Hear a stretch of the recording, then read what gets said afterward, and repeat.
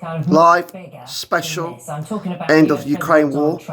Donald Trump. He plans to meet Russia's leader Vladimir Putin UK 2025. Putin soon to discuss how to end the war in Ukraine. Now, any such meeting would reverse years of isolation of the Russian president following his full-scale invasion.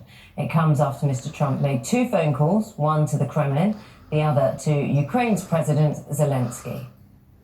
We had a great call, and it lasted for a long time, over an hour. Wow. Morning. I also Special had one, this is. President Zelensky, a very good call after that. And I think we're on the way to getting peace. I think President Putin wants peace, and President Zelensky wants peace, and I want peace. I just want to see people stop getting killed. 7 European Good news, countries, isn't it? including the UK, have said that both they and Ukraine will be part of any peace negotiations. Let's talk now to our Ukraine correspondent, James Waterhouse, in Kyiv. James, morning to you. You know, the sun is shining there, right? But I don't know what this conversation would have entailed between Donald Trump and President Zelensky, and whether President Zelensky is feeling hopeful. What have we heard? All right.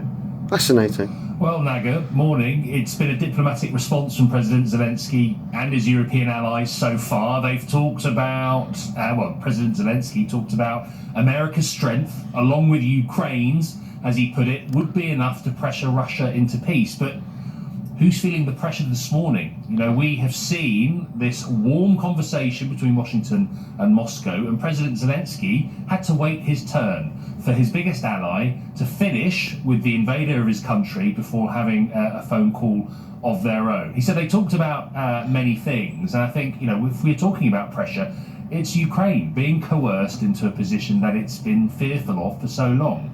It's long wanted its security guarantee of joining that NATO alliance of countries. The idea that should it be invaded in the future, its allies would come to its aid and put boots on the ground. That is now off the table. There is ambiguity over how a frozen conflict, pun intended in this weather, would be policed by foreign troops. America has said it needs to happen, but it's not going to come from us. It's going to come from European allies. It looks uncertain. However, there has been a long yearning for peace as well. Of course there has. You know, people have an uninterrupted night's sleep. They live with fear. They live with fear of occupation.